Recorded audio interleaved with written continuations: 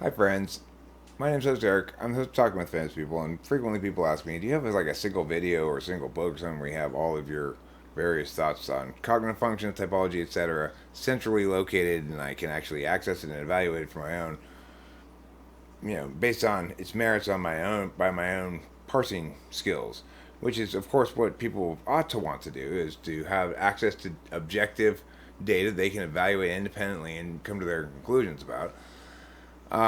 I don't exactly have it all centrally located like that, but I want to make a start at that by going over this, what you might call the book of things we need to know to be talking in the same language. And it's quite a large book of things, okay? So, in other words, if you're going to think about cognitive functions correctly, we kind of need to a very high point. Okay, if we want to communicate, if I want to be able to communicate effectively to you, and be understood, and also have my communications be meaningful and useful, then we need to collectively have a high enough point to look down on what we're talking about, so that we can see the map and say, okay, this is an example of that. Here's how we know if that's successful. Here's the specific. Here's checking against that standard. Here's looking back again. We can do it all objectively, etc. Right? We can do it collectively. We can do it independently, with individually. That's the beautiful thing about objective data and objective presentations of explanations is that other people can parse them out for legitimacy, independent of the person who's making them. So, a lot of people have a lot of grand theories about shit, right? A true grand theory should resolve humanity's two greatest unanswered questions. Otherwise, it's insufficiently grand. Those two questions are, why am I telling you this grand theory? And why aren't you listening to me? Good questions. This is going to be a table of contents. There's a lot of stuff written down here that I'm not going to read. I'm just going to read the headings. Because I've tried making this video a couple times, and it's a challenge. You'll see the scope. I mean, it's just too much information, right? So let's go through the headings. What am I going to do with the first set of stuff that needs to be talked about? This sort of set of stuff is trying to operationalize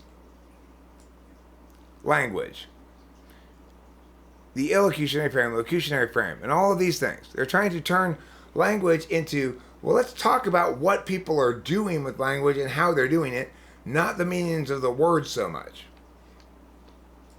Heading 2. These things are schools of explanation, you might say. Mysticism stuff, astrology, whatever, philosophy, science, psychology. These are ways that people explain and justify things.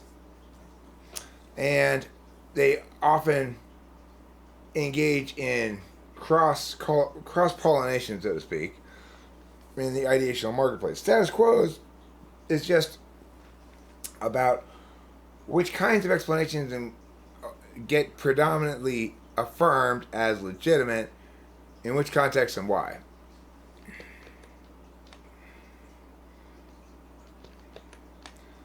Alright, so next we got trying to organize and understand. If we're talking about models, taxonomies, and simulations, if we're talking about mechanics and expression, we should say genotype versus phenotype. If we're talking about binaries and spectrums, which is like, on-off light switch versus a dimmer, right? And certain aspects of existence have that quality of on-off, and certain aspects of existence have this quality of being spectral.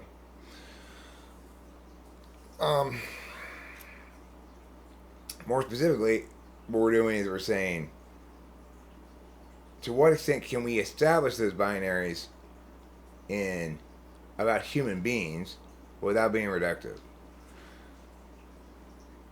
In this next section 4, I'm trying to agree about people. What are we doing when we're talking about cognitive functions? I'm trying to agree with other people about people. It might not seem like that, but that's what cognitive functions is trying to do. It's saying we don't have a good way to divide people into groups that's not complete nonsense and or horrible And yet, there definitely are differences, and we can't really explain them except either those people are evil, that's why they don't agree with me, or because they were raised wrong, even though it doesn't seem to link to anything. They, raised right next door to us. It's confusing. We're not quite sure what to make of the world if we don't have a good explanation of how my people are different from each other and how my people are the same as some other people and not other people. So what am I doing in subsection 5? Now in that 4, that's where you get your prime directive, attention, what paying attention means, types, functions, cognitive functions, which are expressions of axes, basically. I'm trying to model a section 5. It's trying to model the ecosystem. That's where you lay out the so-called grammatical positions, agent, subject, object, which are necessary in order to understand functions because of the relationships between functions to fields, flows, which is say putting information, getting information, receiving information, and time styles, which is say turn-based or real-time fluid. Section 6 would be trying to model mechanics. That's where you get down into the axes and functions, really, and the slots and the values, the nitty-gritty of it, I guess. Number 7, I'm trying to convince people in this section, I guess, by talking about relational predictions. The many reasons we have to conclude that this attentional explanation is very robust and preferable over alternatives is that it makes concrete predictions. They're relational in the sense that they're, for people who have meh and meh, you won't have meh, right? Or something like that. But they're demonstratable, which is say some aspects of cognitive functions you can demonstrate them being used in real time in front of people. Some aspects of ways in which we might assess cognitive functions are more gameable than others. Certainly, this model allows us to do assessments that are less gameable than other models of personality and or understandings of ways in which psychology interacts with people they can't be open systemed. So what it means to be open systemed here, what I mean is that is like once you learn about a certain Milgram experiment, for example, if you're not familiar with it, look it up. It's about like a test to see how far people will go if told by authority to do awful things. Well, I would never be subject to making that mistake after learning about the Milgram experiment, but I might have been prior to learning about it. So in other words, I open systemed out the utility of that experiment, as humanity has. As soon as it was learned about widely, you couldn't run that experiment anymore. Everybody knows it and it won't work. Aspects of assessment of people, then, that try to say, look, I just proved that these people have a tendency towards fascism or whatever, you can't replicate those results. So we have to actually analyze ahead of time how much gameability a given question has and afford it weight accordingly. Okay, so exclusivities. There are definitely things in attentional manners that are exclusives in terms of prioritizations, and there are things that are not. So it's and whether or not those whether or not a given consideration is exclusive of another may link to getting too complicated. Variations within a type. We're able to distinguish between how much variation is justified and say that's a type, and how much would be falsifying the idea and say, no, if you've got that much variation within a type, that's not really a uniform type. And, of course, in order to do that, you've got to analyze under what conditions something acts as an actual variation within a type. It like on what metric? If it's just, well, I thought INTJs were supposed to be in the computer programming, this guy's a service manager. Well, that's not a good, See, you see how much information this is? It's annoying. So in this next section 8, I'm trying to explain being convinced, and we're not. So if in fact this is so convincing, why is it that some people are convinced and some people aren't? Or why is it that nobody's or few people are really truly convinced. If you're so correct and this is so definitive, why hasn't it taken the world by storm? Those kind of questions, it should also be explained by this grand theory, right? These are exactly the sort of questions grand theories have never even attempted usually to answer. And if they had, they would fail utterly. Because they're not attentional manners, which is actually a grand theory that functions as a metaframe. Okay. Then you'd want to try to be exhaustive about distinctions. So part of the problem is when people talk about cognitive functions to ask questions, they're not asking questions specifically enough or understanding the different framing factors that are going to be determined in it. Are you asking how somebody is paying attention when they're alone by themselves? When they're obviously alone by themselves. Redundancy is my bugaboo's bugaboo. Are you talking about how they behave in public? How much is their behavior impacted when they perceive they're under scrutiny, and how much are they likely to perceive they're under scrutiny are separate questions, right? When they're comfortable with friends, they behave substantially differently than when they're at work, or similarly, these are if you're not making precise enough distinctions in your question asking, you may run afoul of them describing themselves in one context, you asking a question in another context, etc. So to the extent you're going to be using self-reporting, you got to be very exhaustive about all these distinctions. Platonic relationships, familial, romantic, measurable choices versus justification styles or communication styles. So articulable outcomes, well, but I'm good, blah, blah, blah, and self-reporting what has happened, what has been done, has one kind of weighting within an understanding of the thing, and of course, the fact that they're doing that, which is a justification style, is much more significant in terms of revealing what kind of types they are, right? So then if you wanted to try to be exhaustive about the ways in which people describe types, you talk about types as descriptions of mechanics. That's generally what I do. Types is just some sort of compilation of behavioral correlates, like type descriptions normally are. Types as expressions of values, which are usually also incorporated in those type descriptions. Types as expressions of interaction styles. C.S. Joseph's about that, which at least is focusing on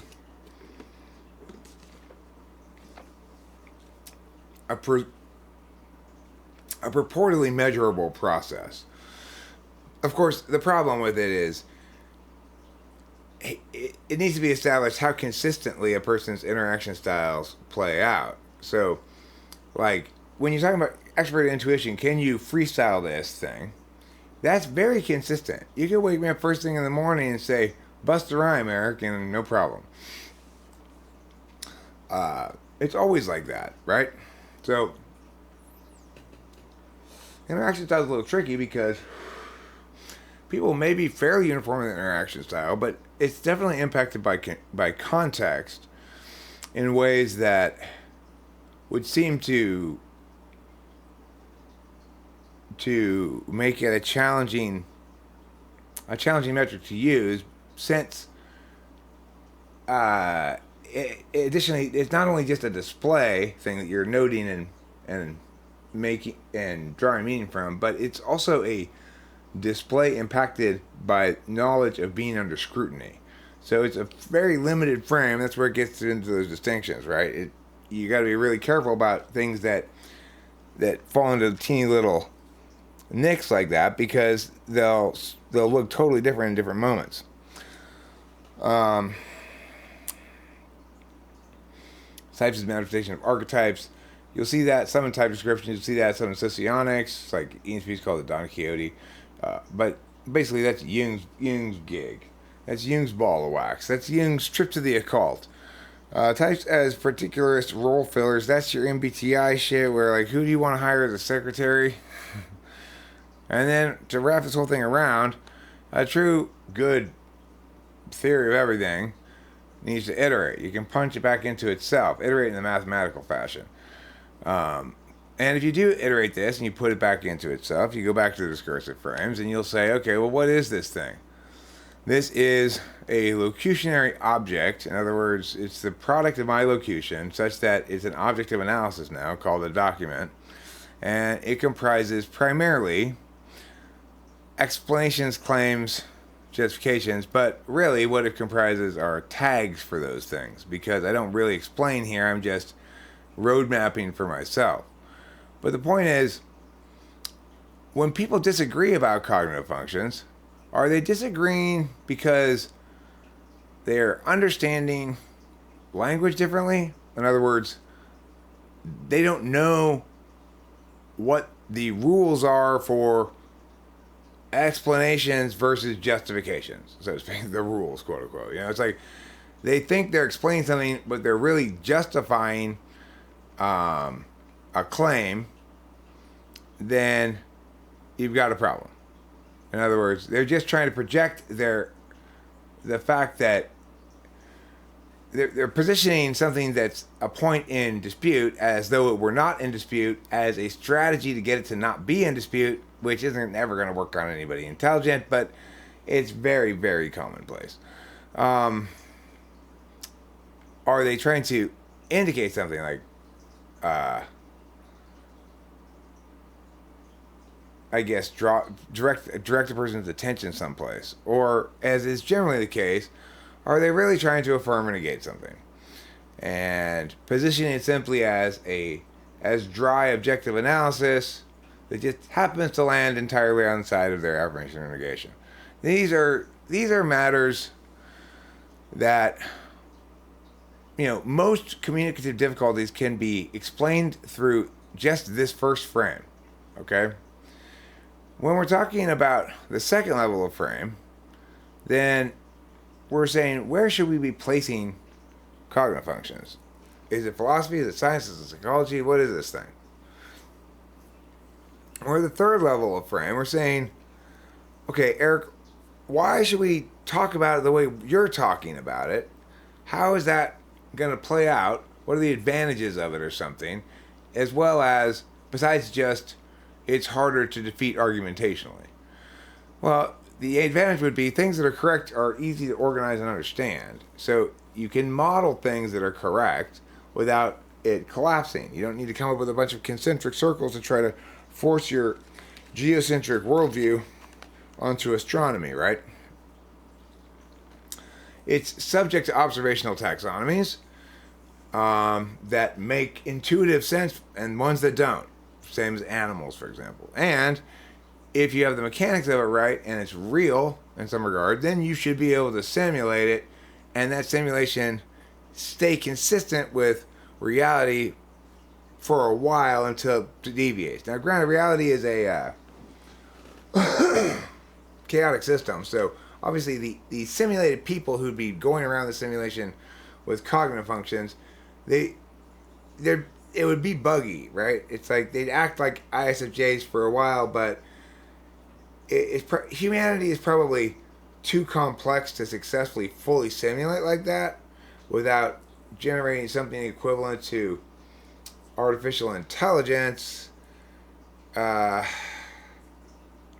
I guess a perfect facsimile thereof. Because I think real artificial intelligence, there's a self-aware sentient artificial intelligence, would require a biological component. In other words, we already know how to make sentient, self-aware intelligence. We have sex and have babies, and that's how we make more of us. We're talking about the fourth frame of reference, trying to agree about people. In other words, what do we say about the cognitive functions in general? This is where it's like, I don't like to get into arguments with people, because the problem is they're trying to argue down here, but we're not in agreement. They don't have any knowledge of these other kinds of things that need to be understood to really see why to prefer this approach to cognitive functions, which is to say the correct explanation instead of some incorrect one. When I'm in the fifth area, I'm saying, okay, hopefully you're on board here, that you're not just here to attempt to negate me, but that you're on the construction team here. You understand fundamentally why this is sound, and to the extent that you're raising objections, it's because you have some meaningful contribution to offer, If I'm down here in the 5th and 6th, this is where it's like, okay, this is the nitty gritty of it. These are how it works with the slots. Slots are really just ways of describing relational necessities that happen when one habitually prioritizes either some form of intuition over some form of sensing, and or some form of thinking over some form of feeling, um, etc. If I'm in the 7th frame, this is something that needs to occur before I get down into these things. I need to explain to people who are skeptical that the reason they should afford this grand theory more attention than normally grand theories deserve to be afforded is because it resolves an existing problem in the status quo, which is there being no dominant paradigm on psychology, on human personality, that allows us to meaningfully group people without ontologically assaulting them. If you're going to say you're a part of this group and therefore are limited in the following way, it needs to be accurate. So if I say you're a woman and therefore don't have a Y chromosome, that's fair. You don't have one because you're a woman. That's it. If I say the reason you'll never win this argument with me or be correct about this is because this is a matter of being precise with language and parsing precisely into what's the most logically consistent set of words that withstand scrutiny, and you are TI polar, what I'm really saying is your nature and your personality is such that as a default habitual attentional approach, you evaluate things, whatever they are, objects, in terms of your interested calculus, how they make you feel, how it links to what you got going on, how it links to what your goals are, whatever. And as a consequence, you literally are unable to even get the concept of doing it my way, which is the exact opposite. Concurrently, I'm unable to get the concept, really, of doing it your way. I'm much better at getting the concept of doing it your way than you are getting the concept of mine, but that's because my attentional frame is such that I'm the kind of guy who makes things like this and understands things like this, and you're the kind of person who is a thorn in my side by both not understanding, negating despite the fact that you're not informed enough to even negate, and then dragging me back to ground that I don't want to have to argue anymore. It should be long resolved. So these are if you want to know, like, why exactly I don't just summarize everything, well, because of all of this shit, it's challenging to summarize everything. And whenever I do summarize things at a certain level here, let's say I'm trying to go over this right here.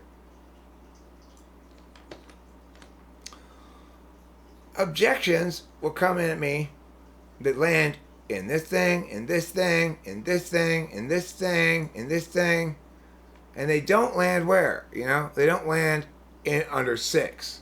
So in other words, they're not ready to talk about 6 because they haven't covered the ground that's covered in 9, 8, 4, 2, 1, or whatever. I don't know if I'm going to publish this video, but that's this video. I may eventually make a video for each of these headings, where I actually go into detail about it. But it's boring TI shit. It doesn't play well as a video. It doesn't get a lot of views. I don't like to watch it. It doesn't get particularly a lot of likes. It doesn't get very many comments because it's hard to disagree with because it's correct. And the kind of things like this that people want to comment on, who wants to comment? TI people who want to negate shit that's wrong. They want to come and explain to the other person why it's wrong. Why? Because, as per this grand theory, it answers the questions that have to be answered before you should ever take any grand theory seriously. Why am I telling you this theory, and why aren't you listening to me? I'm telling you this theory because that's the kind of guy I am. I'm telling you this theory because I'm an extroverted intuitor with introverted thinking who wants to be the one who understands the most abstract stuff and explains it to everybody. I really want to be the guy who reveals that the emperor has no clothes, and here's the new emperor, and see how great his clothes are. It's like I was born to do that. I've been doing it since birth. I will do it till I die. I was interviewed in high school when I was 17 about a new law, and I explained that I thought it was a terrible law and should be stricken because it violated the constitutional protection of the right to peaceful assembly by requiring high school students to inform the cops before they had a party. I would give very much the same answer today. I was just as articulate then as I am now.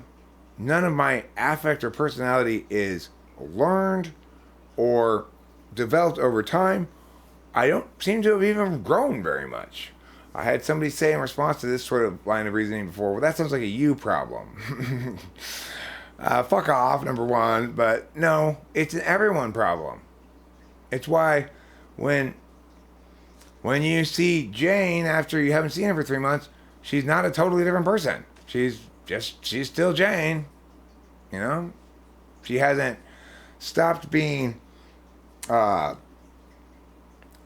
hesitant about things she doesn't know a lot about at first. She's not stopped. The basics of her attentional, like, stack are unchanged,